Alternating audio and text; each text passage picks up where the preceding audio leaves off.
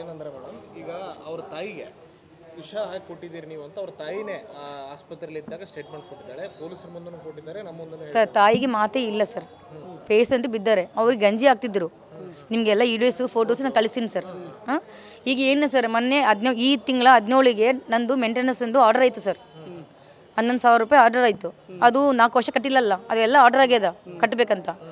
ಅವರು ಅದು ರೊಕ್ಕ ಎಲ್ಲಿ ನಾನು ಕಟ್ಟಬೇಕು, ಈಗೀಗ ಸಾಯಿಸಬೇಕು ಇಲ್ಲ ದೊಬ್ಬಬೇಕು ಮನೆಯಿಂದ ಅಂತ ಹೇಳಿ ಅವರಮ್ಮ ಸತ್ತೋಗ್ಯಾರ ಸರ್. ಅದು ನನ್ನ ಮೇಲೆ ಹಾಕ್ಯಾರ ಅಷ್ಟೇ. ಅವರು ಸುಳ್ಳು ಕೇಸು ನನ್ನ ಮೇಲೆ ಹಾಕ್ತಿದ್ದಾರೆ, ಕೇಸ್ ಹಾಕ್ತಿದ್ದಾರೆ. ನಾನು ವಿಷಯ ಕೊಟ್ಟಿಲ್ಲ ಸರ್, ಅವ್ರ ಮುಖ ನೋಡಿಲ್ಲ ನಾನು.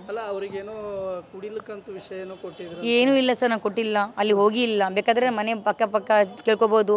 ನಾವು ವಿಡಿಯೋ ನನ್ನ ಮಗ ಮಾಡಿದ ವಿಡಿಯೋ ನಿಮ್ಗೆ ಕಳ್ಸಿನಿ ಸರ್ ನಾನು.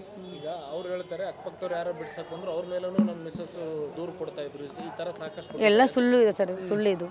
ಯಾರ ಮೇಲೂ ನೀವು ಕೇಸ್ ನಾನು ಕೇಸ್ ಕೊಟ್ಟಿನಿ ಸರ್. ಎಷ್ಟು ಜನ ಮೇಲೆ ಕೊಟ್ರಿ? ಒಂದು 4 ಕೇಸ್ ಕೊಡ್ಬೋದು. ಅವ್ನಿಗೆ ನನಗೆ ಒಂದ್ಸಲ ಹೊಡೆದನ್ನ, ಒಂದ್ಸಲ ನನಗೆ ಫುಲ್ಲು ಇದು ಕುತ್ತಿಗೆ ಮೇಲೆ ಬಂದು ಹೊಡೆಯಕ್ಕೆ ಸಾಯಿಸಿ ಬಂದ ಸರ್ ನನಗೆ. ಆಮೇಲೆ ಭಾಳ ನಾನು ಹೇಳ್ಕೊಬಾರ್ದು ಸರ್, ಭಾಳ ಗಲೀಜು ಕೆಲಸ ಮಾಡಕ್ಕೆ ಬಂದಿದ್ದೆ ನನ್ನ ಮೇಲೆ. ಅದಕ್ಕೆ ನಾನು ಪೊಲೀಸ್ ಸ್ಟೇಷನ್ ಹೋಗಿ ಕಂಪ್ಲೇಂಟ್ ಕೊಟ್ಟೀನಿ, ಡೈವರ್ಸ್ ಆದರೂ ನನ್ನಲ್ಲಿ ಬರ್ತದ್ದೇನೆ ಅಂತ. ಮೇಂಟೆನೆನ್ಸ್ ಆರ್ಡರ್ ಯಾವಾಗಿತ್ತು? ಈ ತಿಂಗಳ 17ಗೆ ಇತ್ತು ಸರ್. ಆಗಿದೆ ಸರ್, ಅಂತಲ್ಲಿ ಎಲ್ಲ ಪೇಪರ್ಸ್ ಎಲ್ಲ ಪ್ರೂಫ್ಸ್ ಇದ್ದಾವೆ. ಹಾಂ ಆಗಿದೆ ಸರ್. ಮೇಂಟೆನೆನ್ಸ್ ಕೊಡ್ಬೇಕಂತ ಆಗಿದೆ ಸರ್. 2 ಮಕ್ಕಳಿಗೆ 3,000, ನನಗೆ 5,000 ಅಂತ 11,000 ಆರ್ಡರ್ ಆಗಿದೆ ಸರ್ ಮೇಲಿಂದ. ಅದು ನಮ್ಗೆ ಆಗಲ್ಲ ಸರ್. ಹುಡುಗರು ಇಂಗ್ಲೀಷ್ ಮೀಡಿಯಂ ಸ್ಕೂಲ್ ಹಾಕಿನಿ, 2 ಇಂಗ್ಲೀಷ್ ಮೀಡಿಯಂ ಸ್ಕೂಲು, ಮನೆ ರೆಂಟು ಅವು ಇವು ಇದ್ವಿ. ಆದರೂ ನಾನು ಅದು ರೊಕ್ಕನಲ್ಲಿ ನಾನು ಬೇರೆ ಕಡೆ ಕೆಲಸ ಮಾಡಿ ಅಡ್ಜಸ್ಟ್ ಮಾಡ್ಕೊತಿದ್ದೀನಿ ಸರ್. ನಾನು ಅಡ್ಜಸ್ಟ್ ಮಾಡ್ಕೊತಿದ್ದೀನಿ. ಇವತ್ತು ಇಷ್ಟು ಅವರು ಮೇಂಟೆನೆನ್ಸ್ ಕೊಟ್ಟಿಲ್ಲ ನನಗೆ.